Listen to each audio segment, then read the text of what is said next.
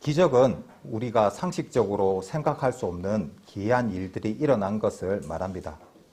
불치병이 걸렸다거나 그런 사람들이 완치가 되고 또 죽은 사람이 다시 살아났다거나 아니면 큰 사고로 죽은 줄만 알았던 사람이 살아있거나 이런 일들을 우리가 만날 때면 우리는 기적이 일어났다고 표현을 합니다. 지금 이 순간 나에게 기적 같은 일이 일어나면 좋겠다 생각하시고 계시진 않으신가요? 저는 지금까지 살아오면서 크고 작은 여러 번의 기적을 경험했던 것 같습니다. 제가 경험한 기적 중에 가장 놀라운 기적을 말하라고 한다면 하나님을 싫어했던 제가 하나님의 말씀을 듣고 하나님의 말씀을 깨달아 하나님을 믿는 하나님의 자녀로 살아가고 있다는 것입니다. 죽은 나사로가 살아난 것, 예수님이 이스라엘 중에 이만한 믿음을 보지 못하였느라고 칭찬을 아끼지 않았던 가버나움의 백부장의 하인이 나음을 얻은 것, 문둥병자와 중풍병자가 나음을 얻은 것, 안전뱅이가 걸으며 소경이 눈을 뜬 것 같은 놀라운 기적은 아니지만 제가 이 자리에 서서 하나님의 말씀을 대언한다는 것이 이 또한 저에게 하나님이 역사하고 계시는 놀라운 기적이 아닐까 생각을 해보게 됩니다. 우리가 인식하거나 생각하지 못하는 이 순간에도 우리에게 놀라운 하나님의 역사와 기적이 일어나고 있다는 사실이 우리들의 마음에 흥분과 감동으로 다가오기도 합니다. 늘 이렇게 우리들의 마음에 하나님께서 주시는 감동이 차고 넘치기를 소망해 봅니다. 말씀을 대언하고자 이렇게 이 자리에 서게 되니 성도들 중에 지극히 작은 자보다 더 작은 자라고 간증했던 사도 바울의 간증이 생각이 납니다.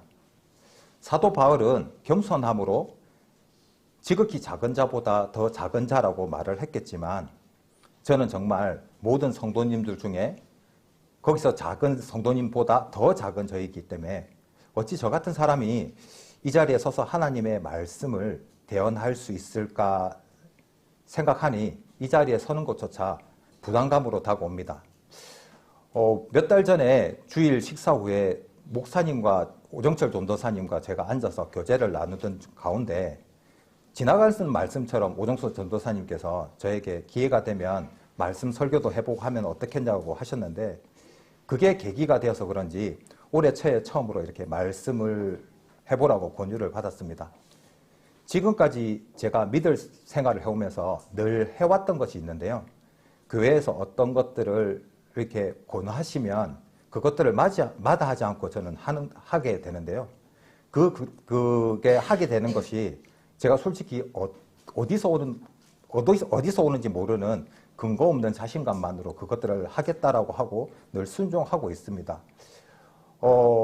이렇게 말씀을 하는 것에 대한 생각들을 좀 하다가 예전에 전주교회에서 진주교회에서 이렇게 믿음 생활하면서 종종 주일 예배, 그다음 수요 예배, 그다음 또 매주 학생들을 대상으로 말씀을 전하곤 했었는데요.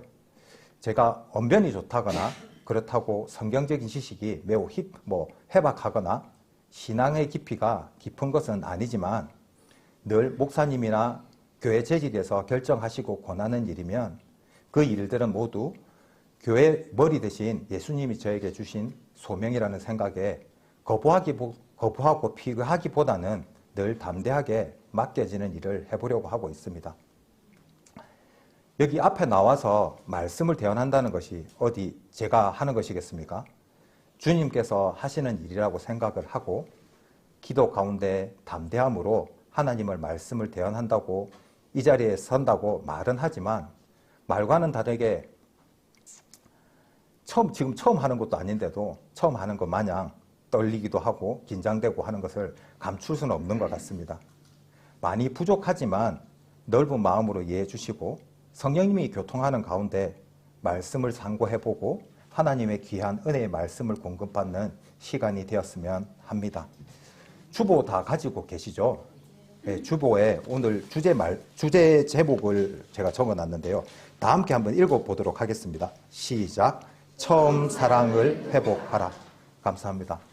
오늘 말씀의 주제는 처음 사랑을 회복하라입니다. 목사님이 지난달에 교회 월간 계획표를 보내주시면서 설교 일정을 계획했으니까 천천히 말씀을 준비해 보라고 하셨는데요.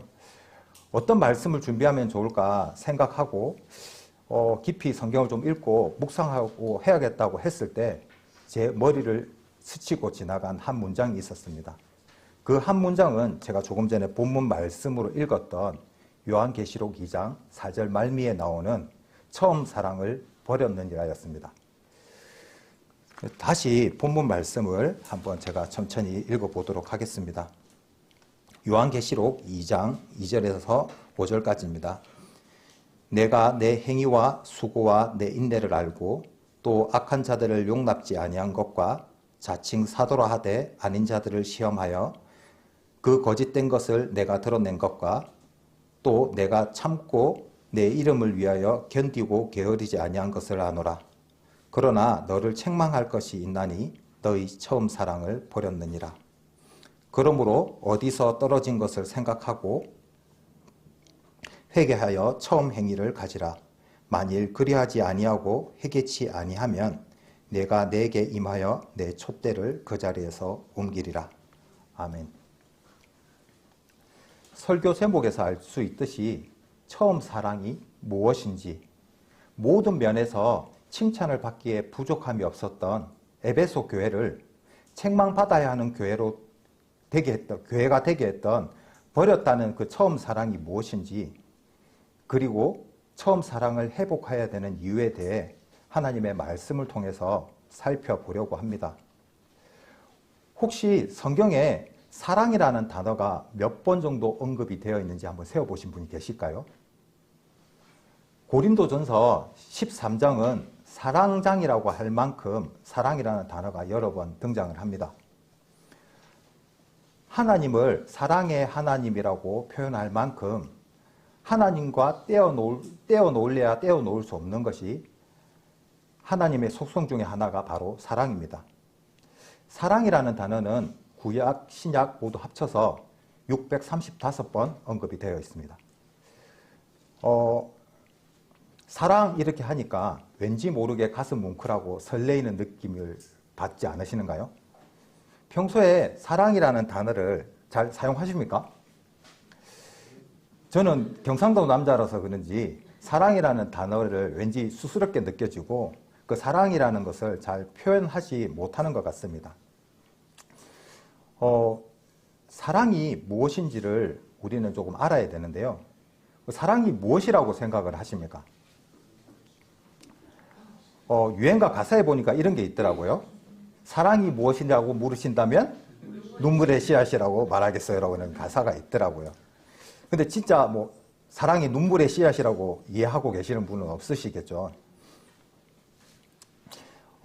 예전에 이렇게 펜시점 같은 데 가면 예쁜 사진에 글귀가 적혀 있었습니다. 어떻게? 사랑은 무엇이다라고 다양하게 이렇게 적어 놓은 것들이 있었는데 요즘은 펜시점에 그런 게 있을런지는 잘 모르겠지만 어쨌든 그때 봐도 사랑에 대하게 참 다양하게 표현을 했던 것 같습니다. 이렇게 사랑에 대한 정의는 사람마다 다 다르고 정확하게 사랑이 이것이다라고 결론지어 말하기는 어렵고 또 우리가 알고 있는 단어나 어떤 표현들로도 좀 설명하기가 되게 어려운 것 같습니다. 그래서 제가 국어사전에서 사랑이 무엇이라고 정의되어 있는지를 조금 살펴보았는데요. 국어사전에 나온 사랑이란 어떤 사람이나 존재를 몹시 아끼고 귀중히 여기는 마음 또는 그런 일, 또는 어떤 사물이나 대상을 아끼고 소중히 여기거나 즐기려는 마음 또는 그런 일, 또는 남을 이해하고 돕는 마음 또는 그런 일이라고 정의되어 있었습니다. 그런데 이 정도 설명으로 사랑이 정확하게 무엇인지 우리가 이해하기는 정말 어렵고 또 이런 단어들로 다른 사람에게 사랑을 또 설명하기도 되게 어려운 것 같습니다. 왜냐하면 이 사랑이라는 것은 인간관계에서 경험할 수 있는 가장 행복하고 오묘한 감정이기 때문입니다. 요한계시록의 본문 말씀을 잡아두시고요. 아까 사랑장이라고 얘기했던 고린도전서 13장을 한번 가보도록 하겠습니다. 고린도전서 13장 4절에서 7절까지 말씀입니다. 신약 279페이지입니다.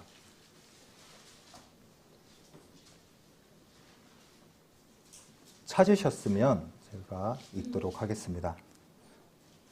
사랑은 오래 참고 사랑은 온유하며 투기하는 자가 되지 아니하며 사랑은 자랑하지 아니하며 교만하지 아니하며 무례히 행치 아니하며 자기의 유익을 굳지 아니하며 성내지 아니하며 악한 것을 생각하지 아니하며 불의를 기뻐하지 아니하며 진리와 함께 기뻐하고 모든 것을 참으며 모든 것을 믿으며 모든 것을 바라며 모든 것을 견디느니라.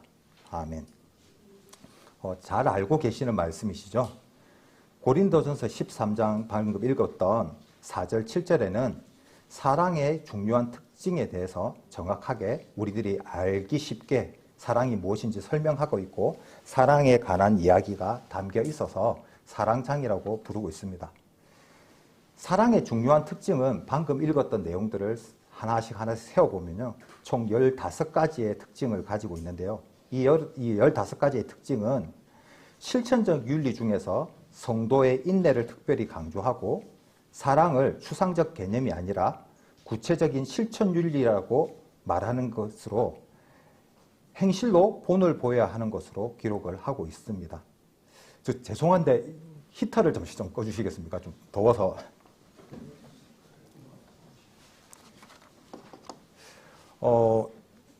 이 15가지 특징을 다 살펴볼 수는 없고요. 몇 가지 특징을 살펴보면서 이 사랑을 어떻게 설명하고 있는지를 좀 살펴보도록 하겠습니다. 첫 번째, 사랑은 오래 참고인데요. 이 오래 참고에 해당하는 헬라어 마크로디메이라는 이 용어는 체념, 수탈 등의 의미를 가지고 있고 포기하고 받아들임, 참고 견딤의 뉘앙스를 갖고 있습니다. 이 사랑의 특징으로서의 마크로디메이는 어떠한 상황에 대해 오래 참는 것뿐만 아니라 인간관계에서 빚어지는 어려움을 견뎌내는 것을 뜻합니다. 구체적으로는 자신의 감정을 도저히 이겨낼 수 없는 것을 소극적인 의미의 인내와 적극적인 의미의 인내를 가리키는 것으로 사랑한다면 그 사랑하는 대상을 향한 나의 감정을 억제하고 모든 것을 포용할 수 있어야 한다는 것입니다. 두 번째, 사랑은 온유하며라고 되어 있습니다. 이 온유하며에 해당하는 헬라어는 크레스티오타이라는 용어인데요. 탁월한, 유용한, 친절한 뜻을 가진 크레스토스와 같은 어군에 속하는 말입니다. 여기서 사랑의 특징으로서의 크레스티오타이는 자신에게 해를 끼치며 죄를 짓는 자에 대해 단순히 참는 것이 아니고 더 나아가 선의로 봉사를 하는 것을 말합니다. 오래 참는 것이 사랑의 수동적인 측면이 있다면 온유한 것은 능동적인 측면이 있다고 할 수 있을 것입니다. 또 투기하는 자에 대해서 나오는데요. 투기하는 자는 다른 사람이 잘 되고 높아지는 것을 질투하는 것으로 자신이 우월하다고 생각하여 다른 사람을 낮추려는 속성이 있는 것인데요. 이에 해당하는 헬라어로 젤로이, 이것은 때때로 선한 것을 위해 싸우는 또는 사모하는 등의 좋은 의미로 사용되지만 여기에서는 강한 질투심을 나타내는 말입니다. 사랑하는데 강한 질투심을 가진다는 것은 결국에는 여기서 말하는 자신이 우월하고 남을 낮추려고 하는 것이고 그런 것은 사랑의 자세라고 할 수 없는 것입니다. 자랑이라는 것도 나오죠. 이 자랑이라는 헬라어는 페류페리어타이라는 말로 교만, 과장, 무익한 잡담이라는 뉘앙스를 가진 의미인데요. 조금 더 구체적으로 얘기를 하자면 고무풍선처럼 뭔가를 부풀리는 것을 말합니다. 자랑은 자신의 열등한 부분을 가리고 무의식적인 행동으로 자랑을 일삼는 것을 말하며 이것은 결국 타인을 무시하고 자신이 그들보다 더 뛰어나다는 착각 속에 빠지게 하는 것입니다. 자랑은 결코 사랑의 그 교묘한 성격과 맞지 않는 것이기 때문에 사랑 안에는 자랑도 없어야 하는 것입니다. 무례히 행치 아니하며, 이것도 자랑과 앞에 말했던 투기하는 것과 일종 상통하는 맥락의 말인데요.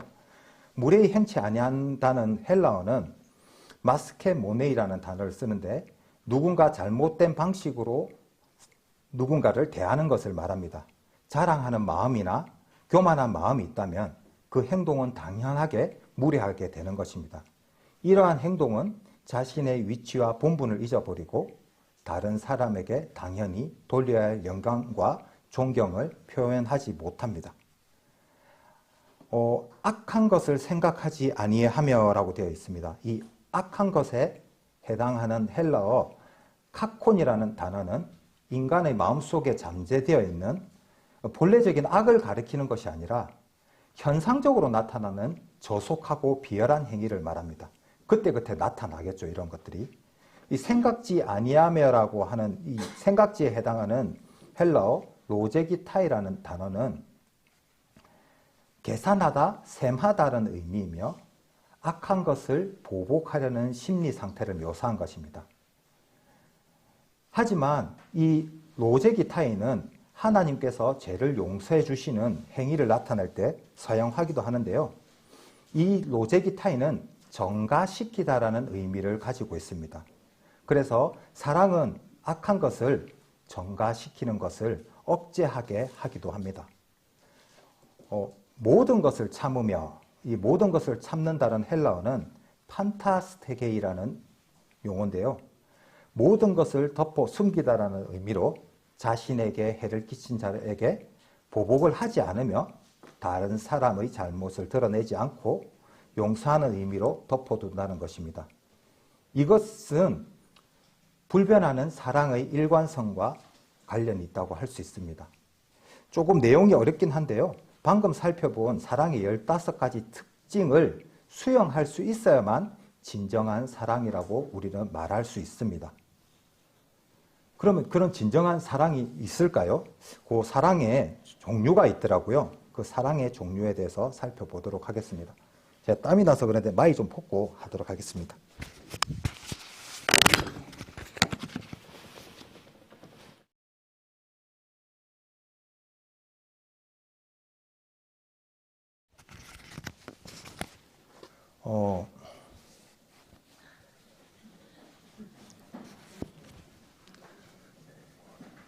철학자나 심리학자들은 사랑을 적게는 4가지, 많게는 8가지 정도로 설명을 하고 있더라고요. 대표적으로 철학자 플라톤은 사랑을 4가지로 구분을 했었습니다. 육체적인 사랑, 에로스, 도덕적 사랑, 필리아, 정신적 사랑, 스토르게, 무조건적 사랑, 아가페로 구분하고 사랑은 육체적 사랑에서 무조건적 사랑으로 발전해 간다고 플라톤은 주장을 했는데요.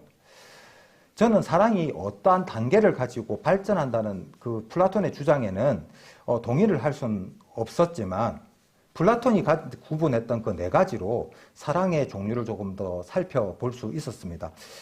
에로스라는 그 헬라어는 그리스의 사랑과 다산의 신의 이름을 딴 거더라고요. 육체적 사랑, 즉 에로스는 낭만적이고 열정적이며 육체적인 사랑을 말합니다. 이 에로스는 서로 가까이 다가가기를 갈망하는 연인들 사이에서 일어나는 사랑을 에로스라고 말을 하는데요. 에로스는 불처럼 빨리 타오르지만 잠시 후에 곧 식어버리는 그런 사랑을 말합니다. 도덕적 사랑, 필리아는 우정이라고 말을 합니다. 에로스는 육체적인 끌림이 있었다면 필리아는 육체적인 매력과는 상관없이 이에 타산적이고 맑고 순수한 사랑을 말합니다. 플라톤은 이 사랑의 육체적인 사랑은 필요하지 않다라고 얘기를 했기 때문에 필리아를 종종 플라토닉 사랑이라고 불렀습니다. 진정한 친구 사이에만 이 필리아를 느낄 수 있으며 피 한 방울 섞이지 않아도 친형제나 자매처럼 사랑해서 자신의 전부를 주는 것을 의미합니다. 선보기까지.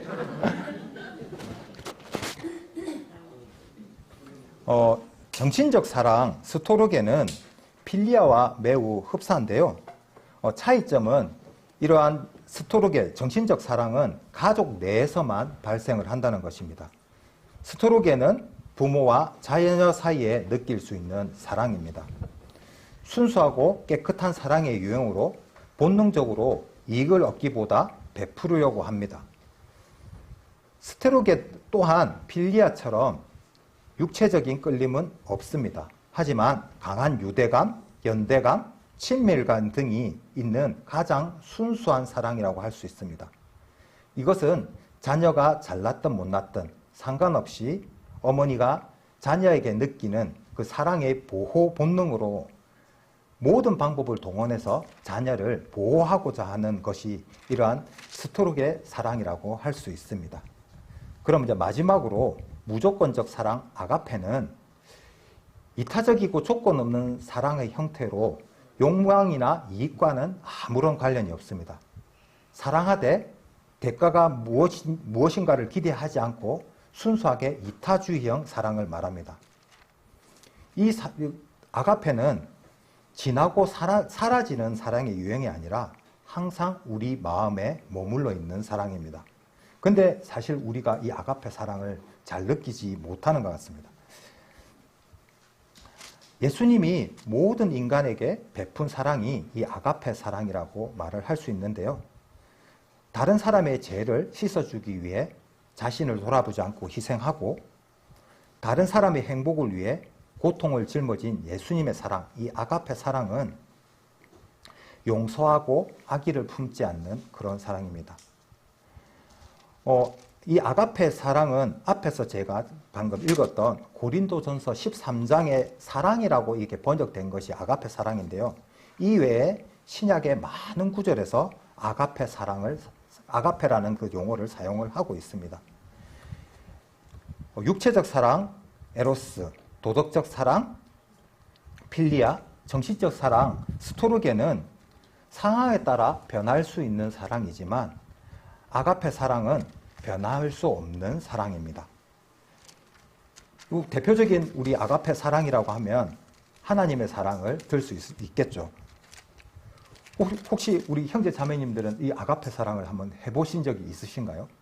아니면 받아보신 적은요? 느끼고 계신가요? 저도 이 성경에서 말하는 아가페 사랑을 해본 적은 없지만 곰곰이 생각해 보니까 아가페 사랑을 받은 적은 있더라고요. 간략하게 제가 받은 아가페 사랑을 얘기를 하자면 시간이 지나서 알게 됐는데 하나님은 제가 태어날 때부터 저와 늘 함께 하셨던 것 같습니다. 제가 하나님을 인식한 것은 한 5살 무렵이었던 것 같아요.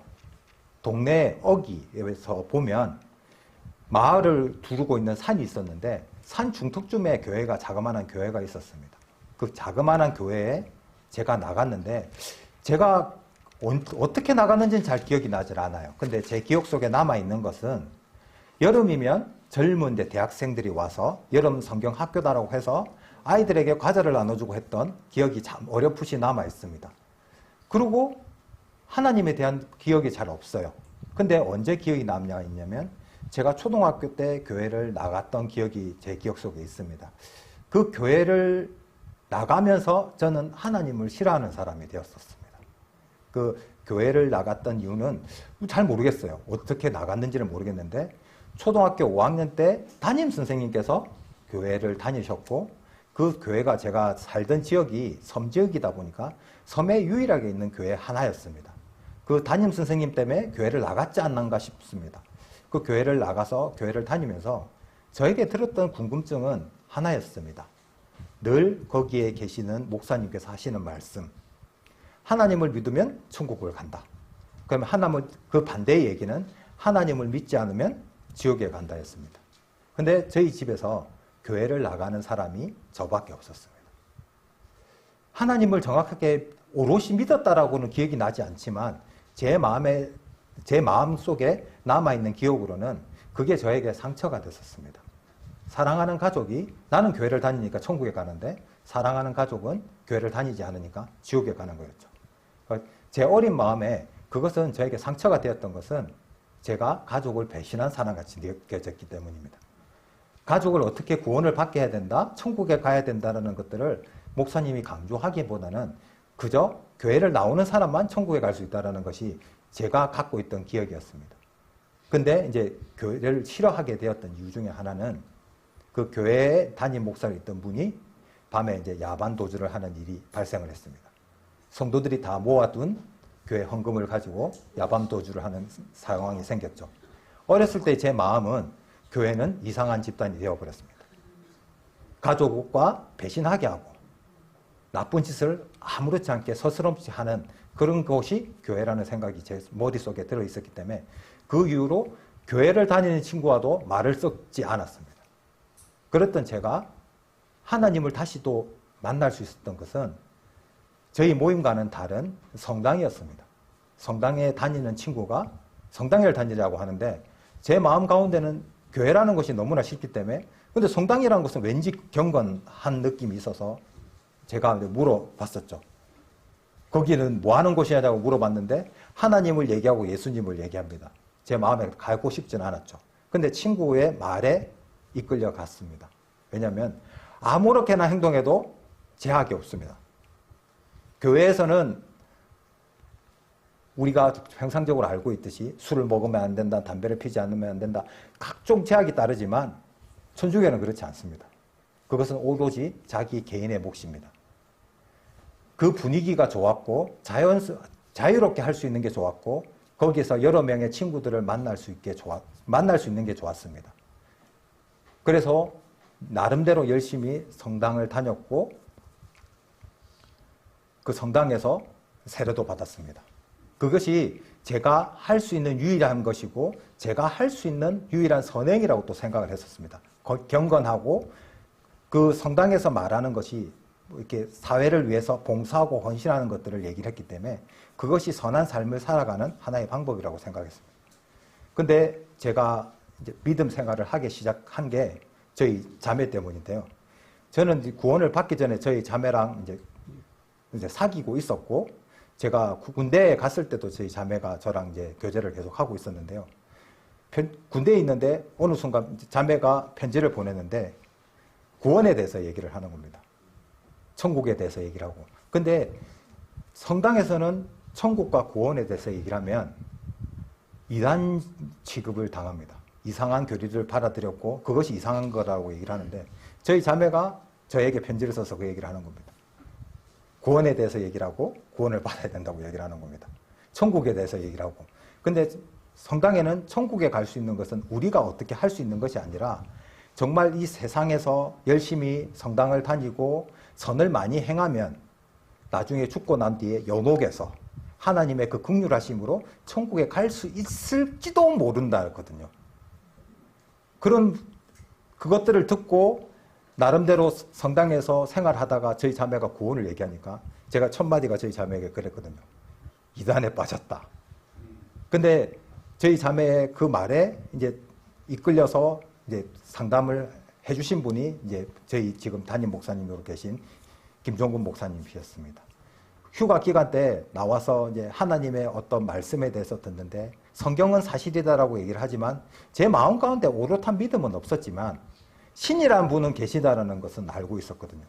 근데 그게 별로 대수롭지 않게 다가왔었습니다. 그게 나와는 상관없는 일처럼 들렸습니다.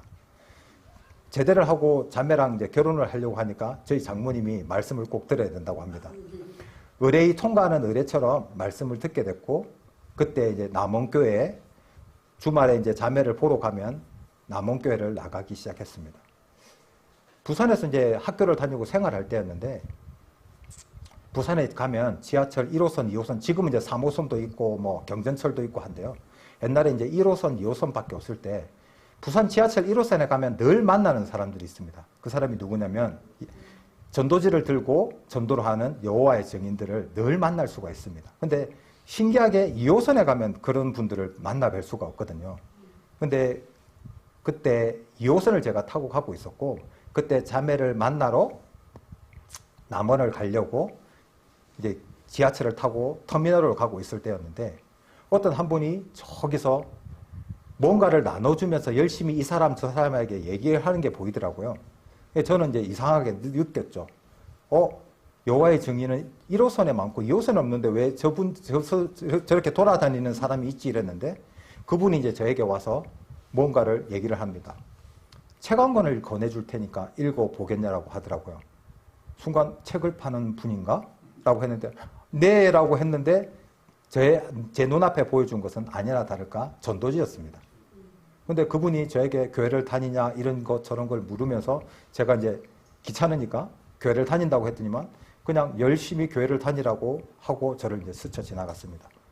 한참 뒤에 제가 이제 자리가 나서 앉아 있는데 그분이 여전히 똑같이 이렇게 전달하고 오는 것이 아니라 바삐 다른 칸에서 제 쪽으로 이제 걸어오는 것이 보였습니다. 지하철이 서고 지하철 출입문이 열렸는데 그분이 저에게 오셔서 한 말이 있었습니다. 이 세상에서 열심히 살다가 천국 가서 만나자는 것이었습니다. 그 말을 듣고 지하철을 타고 버스를 타고 남원을 가는 내내 그 말이 제 머릿속에서 잊혀지지 않았습니다. 이게 무슨 말일까? 이게 무슨 말일까? 저분이 나와 무슨 상관이 있는데 저런 얘기를 나에게 하고 갈까? 그 생각이 제 머릿속을 채우고 있었는데 그때 이제 남원에서 수양회가 있어서 수양회 자매한테 이끌려서 수양회를 가게 됐습니다. 그 수양회에 가서 말씀을 들었을 때 저에게 지금까지 볼 수 없었던, 들을 수 없었던 말씀들이 제 마음 가운데 들어왔습니다. 예수님이 십자가에 못 박힐 때 두 죄인이 있었습니다. 그 중에 한 사람은 천국에 가고 한 사람은 이제 천국에 가지 못하는 일들이 발생을 합니다. 그 두 죄인은 제 안에 있는 죄악입니다. 근데 한 사람은 천국에 갈 수 있고 한 사람은 지옥에 갈 수밖에 없는 것은 오로지 하나님께서 모든 구원을 해놓으신 구원 때문에 갈 수 있는 것인데 가지 못하는 것은 뭐냐면 내가 그것을 어떻게 받아들이냐였습니다. 하나님의 말씀을 듣고 성당에서도 하나님의 말씀은 있거든요. 근데 그것들이 우리에게 다가오는 것은 뭐냐면 전부 다 우리의 행위와 의를 요구하고 있습니다. 근데 교회는 우리가 속해 있는 이 모임은 그것들이 우리의 은혜가 우리의 어떤 행위를 요구하는 것이 아니라 오롯이 하나님의 은혜임을 말해주고 있습니다. 나는 아무것도 한 것이 없지만 그것이 있는 사실이라고 믿는 그 순간 우리는 구원함을 얻게 되는 것입니다. 우리들이 살아가면서 많은 것들을 경험하게 됩니다. 하나님 안에서. 근데 그것이 때로는 우리에게 시련이 되기도 하고 때로는 우리에게 은혜가 되기도 합니다. 이처럼 저는 하나님의 사랑을 생각할 때 하나님이 단 한순간도 저와 떨어진 적이 없다라고 생각을 하게 되었습니다. 제가 어렸을 때 처음으로 5살 때 교회를 갔던 것도 그 순간에도 하나님은 저와 함께 있었고 하나님은 저를 하나님 편으로 오게 하기 위해서 하나씩 그 계획하신 것들을 밟아 가셨다는 생각이 듭니다. 부산에서 믿음 생활을 하면서 많은 일들이 있었습니다. 많은 교회를 또 저는 옮기게 되었습니다. 그 교회를 옮길 때마다 저에게 주시는 하나님의 음성은 단 하나입니다. 하나님 편으로 오라는 것입니다. 우리는 늘 하나님 안에 있다라고 생각을 하지만 그 하나님의 안에 있는 것은 우리의 의지가 아니라 하나님이 그렇게 역사하심입니다. 근데 이제 하나님이 역사하심이 아니라 내 의지로 하나님을 찾고 발견하고 그 길을 가야 합니다. 그 길은 결코 쉬운 길이 아니라는 것을 우리 형제자매님들 다 알고 계십니다. 그 어려운 길을 우리는 한 발짝 내디딜 때 하나님께서 우리와 함께 하심을 알게 하십니다. 부산에서 제가 저희 자녀들 놓고 생활을 하다가 남원에 갔을 때 어려움이 엄청 많았는데도 지금 생각해보면 그때 당시에는 너무 힘들었지만 지금은 이 모든 것이 다 하나님의 은혜였다라고 저는 얘기하고 간증을 합니다. 지금 제가 전주교회를 거쳐서 진주교회 갔을 때도 제가 뜻하지 않게 교회를 옮겨갔는데요. 그때도 그 순간에는 힘든 기억들도 있었고 힘들다고 했지만 지금 지나고 보면 그게 하나님의 은혜였다는 사실을 알게 되었습니다. 나중에 또 어떻게 기회가 되면 또 하나님이 그 과정 가운데서 보여주신 것들을 간증할 기회가 있을 텐데요. 오늘은 제 간증은 이 정도로 하고 요한계시록 2장 본문 말씀을 다시 한번 돌아가 보도록 하겠습니다. 요한계시록 2장 3절에는 소아시아 7교회에 대한 얘기가 나옵니다. 이 7교회의 이름들은 추후 여러 시대의 교회들을 상징하고 교회의 영적 상태를 나타내고 있습니다. 요한의 당대로부터 재림에 이르는 기독교 역사를 7개의 연속적인 기간들에 대한 예언으로 구분을 했는데요. 여기서 나오는 에베소 교회는 초기 교회 시대를 말합니다. 서머나 교회는 종교 박해 시대를 나타내고 있습니다. 버가모 교회는 세속화 시대, 두아디라 교회는 암흑 시대 또는 종교 개혁 시대, 사대 교회는 종교 개혁 시대 또는 종교 개혁 후 시대, 빌라델피아 교회는 재림 운동 시대 또는 기독교 대부흥 시대, 라오디아 교회는 마지막 시대를 나타내고 있고, 이 계시록 전체는 모든 교회가 해람하여 읽어야 하는 편지로 기록되고 보내졌습니다. 초기 교회 시대, 종교 박해 시대, 세속화 시대, 암흑 시대, 종교 개혁 시대, 재림 운동 시대, 마지막 시대, 이렇게 7개 기별로 구별을 했는데, 이 모든 시대는 그리스도인들에게 적용할 수 있는 교훈을 담고 있고, 그 장소와 시대에 존재했던 다양한 다양한 그리스도인들을 대표하기도 합니다. 예를 들자면 오늘의 기독교 일반적인 특징은 이 라오디아 교회의 모습에 나오는데요. 반면 어떤 교회나 어떤 그리스도인들은 다른 교회의 특징들도 나오기도 합니다. 여기 제가 오늘 살펴볼 것은 에베소 교회인데요. 에베소 교회는 로마의 속주인 소아시아 지역의 중심 도시였고 후에는 수도가 되었던 곳입니다. 에베소는 좋은 항구를 가지고 있고 중요한 동서 국토의 출발 지점 위에 위치하고 있어서 상업적으로 매우 발전을 했던 곳입니다. 이곳 에베소에 교회를 세운 사람이 있는데요. 바로 그 평신도 부부 브리스길라와 아굴라입니다. 이 언변이 좋았던 아볼로도 교회 설립에 도움을 주었고, 사도 바울도 거기서 3년이나 주재하면서 성경을 가르쳤습니다. 여기 요한계시록에 나와 있는 에베소 교회는 초기 교회 시대의 상징이라고 말씀을 드렸는데요. 이 초기 교회 시대는, 이 시대는 오순절날 성령이 임했던 시기입니다. 성도와 성도들 간의 교제와 사랑이 충만했었습니다. 교인 수는 기하급수적으로 증가했고, 초기 교회의 순결성과 첫사랑의 열정과 헌신이 있었던 시대였습니다. 이 에베소 교회의 사도 바울은 사도행전 2장 20절 31절에 에베소 교회의 지도자를 다시 만났을 때 교회 안에 이단적인 가르침을 시작할 사람이 나타날 것을 경고했고, 에베소서의 5장 6절 7절에는 이 내용으로 에베소 교회에 이것들을 주의하고 조심하라고 권면을 하게 됩니다. 요한계시록 찾았으니까 2장 1절 보면 에베소 교회의 사자에게 편지하기를 오른손에 7별을 붙잡고 7금촛대 사이에 다니시는 이가 가라사대라고 되어 있습니다. 여기 7별을 붙잡고 7금촛대 사이를 지나다니시는 이는 바로 예수님이신데요. 에베소서가 기록되고 30년이 지난 후에 이 요한이 기록한 계시록에 예수님은 에베소 교회를 칭찬을 하십니다. 그게 2절 3절에 나오죠.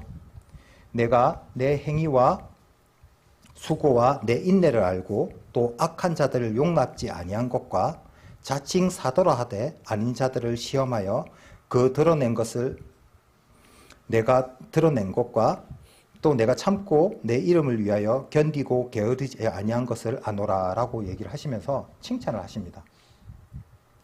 이 내용으로 보아 사도 바울이 에베소 교회에 충고했던 충고를 에베소 교회는 받아들였던 것으로 보입니다. 에베소 교회는 게으르지 아니한 교회, 수고와 헌신과 봉사가 남다른 교회, 우상이 가득한 시대에도 으뜸이 되는 교회, 진리를 지키고 믿음이 바로 세워진 교회라고 예수님은 이렇게 칭찬을 하십니다. 그런데 4절에 그러나 너희를 책망할 것이 있나니 너희 처음 사랑을 버렸느니라라고 이렇게 에베소 교회와 초기 교회에 보내는 유일한 책망이 있습니다. 에베소서 5장 2절에 그리스도께서 너희를 사랑하신 것 같이 너희도 사랑 가운데 행하라. 우리를 위하여 자신을 버리사 향기로운 제물과 희생 제물로 하나님께 드리셨느니라고 기록되어 있는데요.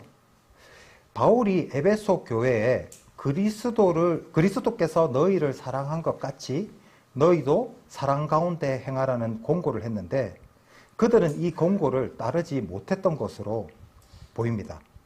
에베소 교회가 처음에는 사랑으로 모든 일을 시작했으나 어느 순간 그 사랑을 잃어버렸습니다. 사도 바울의 공고를 받아들이기 위해 여러 가지를 지키기 위한 행위와 수고와 인내와 말씀에 대한 열심이 에베소 교회 안에 있었지만 정작 교회 안에 예수님은 점점 찾아볼 수 없게 되었습니다. 예수님의 십자가에 그 사랑에 감격하여 자원하는 마음이 들고 그 은혜를 힘입어 섬기고자 헌신하는 것이 아니라 어느 순간 모든 헌신과 열심과 인내가 다 자신들을 위한 것이 되어버렸습니다. 에베소 교회의 모습에서 예수님은 그들의 행위가 자신들의 행위였다고, 그들의 수고는 자신을 나타내기 위함이었고 그들의 인내는 더 높은 자리를 차지하기 위한 인내가 되어갔다고 그들을 책망하시는 것입니다. 그들의 그 전통적인 신앙은 너무나 멋있는 신앙이었는데요. 근데 그들의 그 신앙은 이웃을 사랑하고 이웃을 위함이 아니라 정죄하고 판단하고 남을 죽이는 도구가 되어갔던 것입니다. 다시 고린도전서 13장을 찾아보도록 하겠습니다. 고린도전서 13장 1절에서 3절 말씀입니다.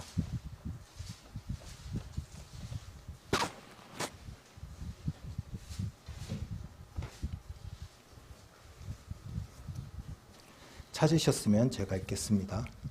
내가 사람의 방언과 천사의 말을 할지라도 사랑이 없으면 소리나는 구리와 울리는 꽹과리가 되고 내가 예언하는 능이 있어 모든 비밀과 모든 지식을 알고 또 산을 옮길 만한 믿음이 있을지라도 사랑이 없으면 아무것도 아니요. 내가 내게 있는 모든 것으로 구제하고 또 내 몸을 불사르게 내어줄지라도 사랑이 없으면 내게 아무 유익이 없느니라. 세상에도 사랑이 없는 것은 모두 거짓이라고 말을 합니다. 사랑이 없는 정직함은 옹고집입니다. 사랑이 없는 의지력은 폭력입니다. 사랑이 없는 솔직함은 무례함입니다. 사랑이 없는 단순함은 경솔함입니다. 사랑이 없는 권위는 독재입니다. 사랑이 없는 품위는 멸시입니다. 사랑이 없는 정확성은 잘난 척입니다. 사랑이 없는 전문 지식은 교만입니다. 사랑이 없는 부는 탐욕입니다. 사랑이 없는 지혜는 교활함입니다. 사랑이 없는 신앙은 광신입니다. 사랑이 없는 삶은 모순된 삶입니다. 이렇게 사랑은 우리 삶에 꼭 필요한 것인데요.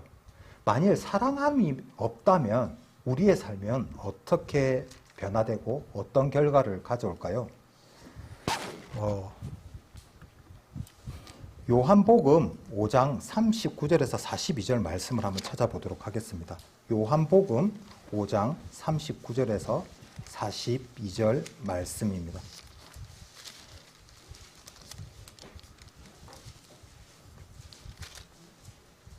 요한복음 5장 39절에서 42절 말씀입니다.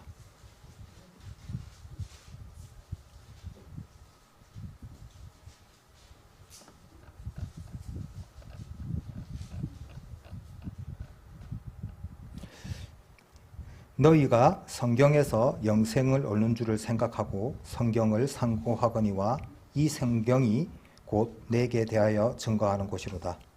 그러나 너희가 영생을 얻기 위하여 내게 오기를 원하지 아니하는도다.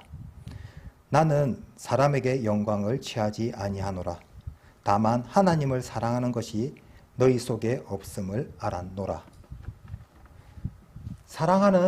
사랑한다면 사랑하는 이의 마음을 알기 위해, 또 사랑하는 사람의 마음을 기쁘게 하기 위해 모든 것을 희생하더라도 사랑하는 사람을 위해 살 수 있어야만 합니다. 그러나 사랑하지 않는다면, 또는 사랑했던 그 사랑이 식어버렸다면 형식적인 관계만 유지하고 있는 것일 뿐 그 이상도 그 이하도 아닌 관계가 되어버리고 마는 것입니다. 사랑이 식은 자는 자신만을 생각하고 자신의 생각을 강요하고 오로지 자신만을 생각할 뿐 사랑하지 않는 사람의 어떤 말이나 행동 따위에는 전혀 관심을 두지 않습니다. 유대인들은 자신들의 생각과 말하는 것을 책망하시는 예수님을 싫어했을 뿐만 아니라 그들이 기다리던 메시아가 예수님이라는 사실을 전혀 알지 못했습니다. 하나님의 뜻과는 무관하게 자신의 뜻에 맞는 메시아를 기다리는 그들의 모습을 보면서 예수님은 그들이 하나님을 사랑하는 마음이 없었던 것을 알고 계셨던 것입니다. 그래서 여기 42절에 다만 하나님을 사랑하는 것이 너희 속에 없음을 알았노라라고 기록을 하셨습니다. 하나님을 사랑하는 마음은 우리를 사랑하는 하나님의 사랑이 얼마나 큰지 알게 하고, 그 하나님의 사랑으로 인해서 우리가 영원히 죽을 수밖에 없었던 죄인이었는데 우리가 구원받았다는 사실을 알게 합니다. 이런 사랑들을 우리가 알아야만 하는데요. 이런 말 있지 않습니까? 사랑이 어떻게 변하니라고. 예전에 한때 유행했던 영화 대사인데요. 진짜 사랑이 변합니까? 사랑이 변한 사람들의 얘기를 조금 들려드리려고 합니다. 베드로는 예수님을 따라 나섰던 첫 번째 제자입니다. 예수님이 시몬 베드로에게 그 동생 안드레와 불러서 사람을 낚는 어부가 되게 하겠다고 하시고, 베드로에게 배를 타고 깊은 곳으로 가서 그물을 던지라고 하시고, 그물이 찢어질 만큼 많은 고기를 베드로는 잡게 됩니다. 그때 베드로는 저는 죄인으로서이다라고 회개하고, 그 이후로 베드로와 그 또 다 같이 동업을 하던 야고보와 요한도 자신의 모든 것을 버려두고 예수님을 따르게 됩니다. 베드로는 예수님과 함께 동행하며 많은 기적과 이적을 체험하게 되었습니다. 제자가 12명이 되었을 때 12제자 중에 수제자로 선정될 만큼 베드로는 믿음의 역량을 보여주게 되는데요. 예수님이 너희는 나를 누구라고 아느냐라고 물으셨을 때 다른 제자들은 엘리야, 세례 요한 또는 다른 예언자 중에 한 사람이라고 다양하게 대답을 하지만 오직 베드로만이 주는 그리스도시요 살아계신 하나님의 아들이라고 대답을 했습니다. 이때 예수님은 베드로의 믿음을 칭찬하시면서 이름을 시몬에서 베드로로 바꿔주시고 내가 이 반석 위에 교회를 세울 것이라고 약속을 하셨습니다. 공간복음서인 마태복음, 마가복음, 누가복음에는 베드로가 예수님을 얼마나 사랑했는가를 베드로의 모습을 담고 있는데요. 예수님이 겟세마네에서 기도를 마치신 후에 그 수석 사제들과 율법 학자들이 보낸 경비들에게 잡혀가는 상황에서 베드로는 예수님이 지켜보고 있는 가운데 그 경비병 중에 그 종 하나를 칼을 빼서 귀를 자르는 행동을 하게 되는데요. 그 정도로 예수님에 대한 사랑이 각별했던 것을 알 수 있습니다. 또 최후의 만찬할 때 예수님은 모든 제자들이 자신을 버리고 도망할 것이라고 말을 했는데 베드로는 결코 자기는 예수님을 버리지 않겠노라고 맹세를 하게 됩니다. 하지만 예수님이 베드로에게 오늘 밤 닭이 울기 전에 3번 네가 나를 부인할 거라고 했을 때도 베드로는 힘주어 자기가 죽는 한이 있더라도 예수님을 모른다고 하지 않겠노라고 강조했고 또 다른 제자들도 그 말에 동조했습니다. 하지만 베드로와 제자들은 예수님을 향한 사랑을 버리고 도망치고 부인을 했습니다. 본문 말씀 한 번 더 돌아가 볼까요? 요한계시록 2장 5절 말씀입니다. 요한계시록 2장 5절 말씀입니다.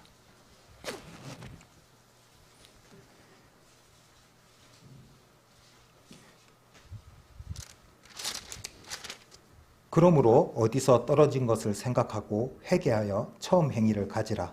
만일 그리하지 아니하고 회개치 아니하면 내가 내게 임하여 내 촛대를 그 자리에서 옮기리라. 아멘. 어디서 그 귀한 사랑이 떨어졌는지 생각하고 다시 회복하여 돌아가 처음 행위를 가지라고 말씀을 하십니다. 여기서 말하는 처음 행위도 아까 봤던 처음 사랑과 동일하게 첫 번째의, 최고의라는 뜻을 가진 단어입니다. 하나님의 사랑을 경험하고 자신의 삶에서 하나님이 첫 번째가 되었던 그때 그 모습처럼 하나님이 첫 번째가 되고 최고가 되게 회복을 하라는 것입니다. 에베소 교회 성도들이 처음 받았던 그 사랑이 자신의 삶에서 첫 번째가 되고 그 무엇과도 비교할 수 없는 최고라고 고백을 했을 때 그들이 무엇을 했을까요? 우리가 하나님의 놀라운 사랑을 경험하고 느꼈을 때 우리는 무엇을 했습니까? 자연스럽게 하나님을 찬양하고 예수 그리스도를 따라가기를 소망하며 그 길에 어려움이 있을지라도 나의 십자가를 지고 따르겠다고 고백하지 않으셨습니까?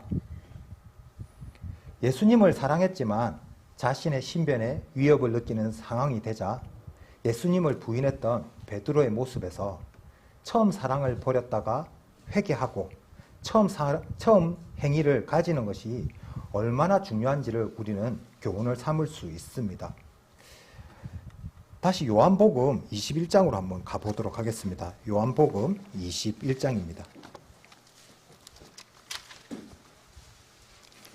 요한복음 21장 15절에서 17절 말씀입니다.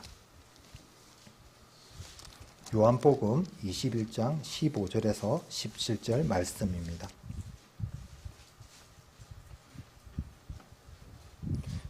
저희가 조반 먹은 후에 예수께서 시몬 베드로에게 이르시되 요한의 아들 시몬아 내가 이 사람들보다 나를 더 사랑하느냐 하시니 가로되 주여 그러하여다.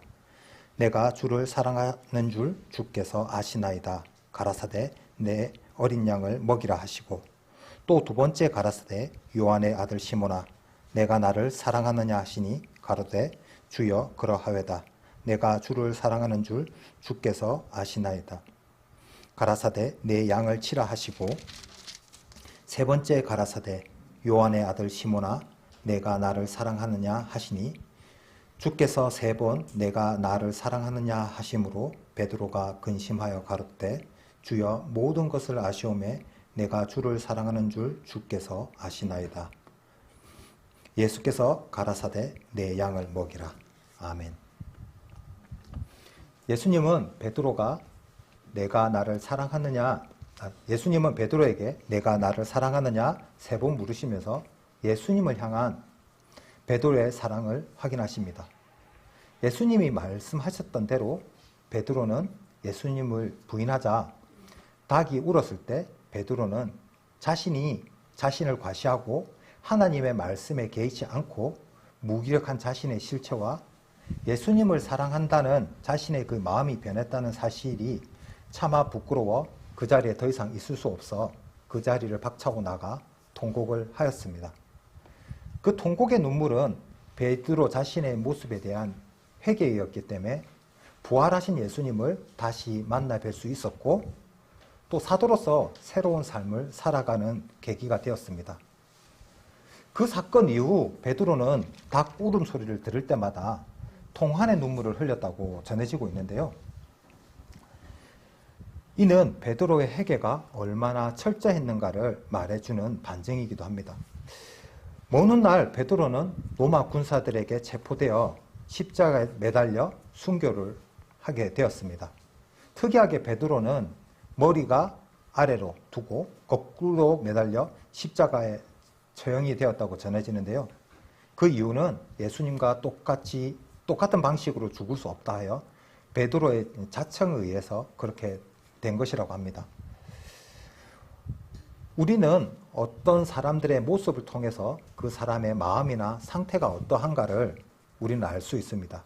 그렇기 때문에 예배를 드리는 모습을 보면 그 사람이나 그 사람이 소속되어 있는 교회의 영적 상태를 알 수 있습니다. 어떤 교회든지 하나님을 아는 만큼 하나님을 믿고 하나님을 사랑하는 만큼 그리스도인의 삶을 살게 되어 있습니다. 혹시 형제 자매님들 혹시 이렇게 제가 에베소 교회에 처음 사랑을 버렸다라고 지금 말씀을 해드리고 있는데요. 혹시 에베소 교회처럼 처음 사랑을 버리셨습니까? 제가 아까 제 구원 간증도 간략하게나마 말씀을 드렸는데요. 혹시 제 간증을 들으시고 내가 구원받았을 때 그때가 생각이 나고 가슴이 설레이고 뭉클했던 그날의 기억들이 다시금 생각이 나십니까? 어느 순간부터 교회 안에는 구원 간증이 사라졌고 다른 형제 자매의 간증을 들어도 내가 말씀을 듣고 깨달았던 그날의 감동이나 설렘이 느껴지지 않는 것 같습니다. 교제를 하고자 모인 곳에는 하나님의 역사하심과 은혜에 관한 주제보다는 세상사에 관한 주제들로 채워졌고 성령이 화답되는 간증을 들어보기도 어려워졌습니다. 예배도 무너졌습니다. 예배보다는 지금 내 앞에 닥쳐있는 해야 할 일들이 더 중요한 것이 되어버렸습니다. 내가 품고 있는 신앙의 열심은 어느 순간 많은 사람들 앞에서 나를 나타내는 도구가 되어버렸습니다. 하나님을 위해 헌신하고자 자신의 삶을 드리는 사람이 없어 점점 일꾼이 없는 교회가 되어가고 있습니다. 이것은 우리 교회뿐만 아니라 한국에 있는 모든 교회가 직면해 있는 문제점이기도 합니다. 예전에 함께 믿음 생활을 하면서 모 교회 성도님이 한 얘기가 지금 생각하면 가슴이 아픈 얘기인데요. 예배에 빠지지 않고 참석하는 것, 11조를 빠지지 않고 내는 것, 그것이 내가 할 수 있는 하나님께 하는 도리를 다 했다고 자부하고 당당하게 간증하는 형제자매님이 그 형제자매님의 간증을 들었던 적이 있습니다. 어떻습니까? 이러한 모습들의 가운데서 하나님의 사랑을 버리지 않았다고 얘기할 수 있을까요? 우리가 인식하지 못해도 에베소 교회가 처음 사랑을 버렸다고 책망을 받았던 것처럼 우리 교회 안에도 이미 그 처음 사랑을 버리는 것이 시작되었는지도 모르겠습니다. 요한계시록 다시 한번 2장으로 가보겠습니다. 요한계시록 2장 7절 말씀입니다.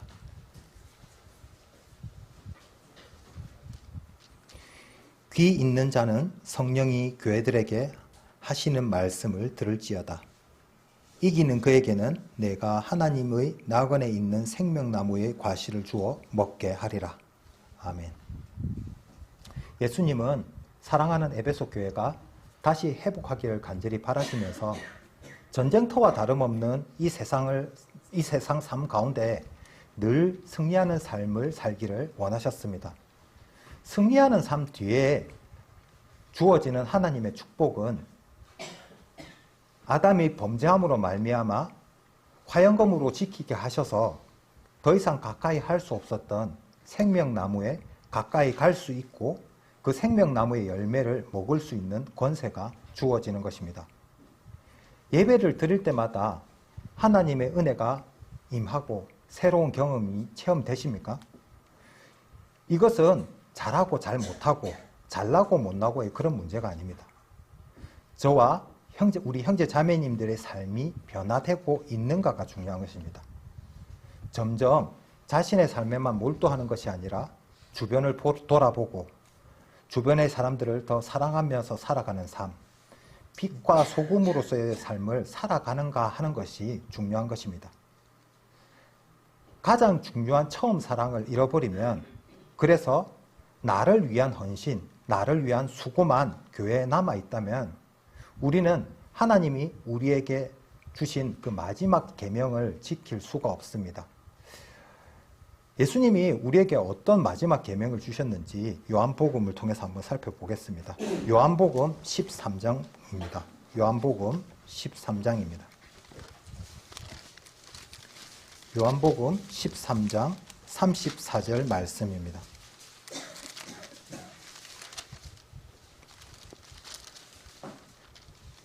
요한복음 13장 34절 말씀입니다.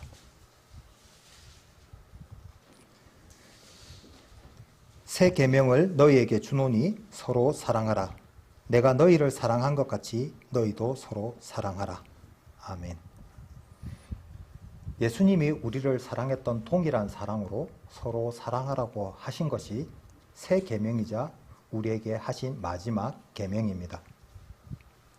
우리는 세상의 빛과 소금으로서 예수님이 우리에게 주신 소명을 잘 감당해야 합니다.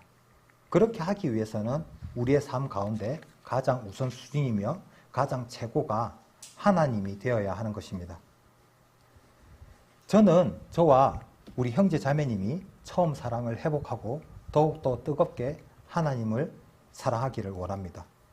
삶의 매 순간순간이 하나님이 나와 함께 하심을 느낄 수 있기를 원합니다. 하나님으로 인하여 즐겁고 하나님으로 인하여 행복할 수 있기를 원합니다. 때때로 하나님이 나를 사랑하는 그 사랑이 감동으로 다가와 눈물을 흘릴 수 있기를 원합니다.